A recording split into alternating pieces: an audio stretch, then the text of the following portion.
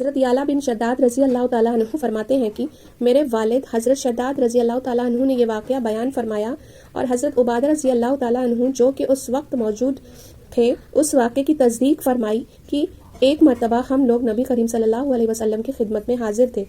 اچھا، حدیث پڑھتے وقت جب بھی جہاں بھی ذکر آئے نبی پاک صلی اللہ علیہ وسلم کا، تو جتنے بھی لوگ سن رہے ہوں، جتنے بھی لوگ اس ویڈیو کو دیکھ رہے ہوں، ان سب سے گزارش ہے کہ وہ لوگ صلی اللہ علیہ وسلم کی تصویر ضرور زبان پر لے آئیں، یعنی ان کا نام جب بھی جہاں بھی آئے ضرور بھیجیں۔ تو حاضر تھے رسول اللہ صلی اللہ علیہ وسلم نے دریافت فرمایا، کوئی اجنبی غیر مسلم تو مجمع میں نہیں؟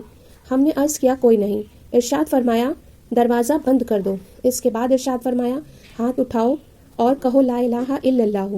ہم نے تھوڑی دیر ہاتھ اٹھائے رکھے اور کلمہ طیبہ پڑھا، پھر آپ صلی اللہ علیہ وسلم ہاتھ نیچے کر لیا، پھر فرمایا الحمدللہ، اے اللہ آپ نے مجھے یہ کلمے دے کر بھیجا ہے اور اس کلمے کی تبلیغ کا مجھے حکم فرمایا ہے اور اس کلمے پر جنت کا وعدہ فرمایا ہے اور آپ وعدہ خلاف نہیں ہیں۔ اس کے بعد رسول اللہ صلی اللہ علیہ وسلم نے ہم سے فرمایا خوش ہو جاؤ، اللہ تعالیٰ نے تمہاری مغفرت فرما دی۔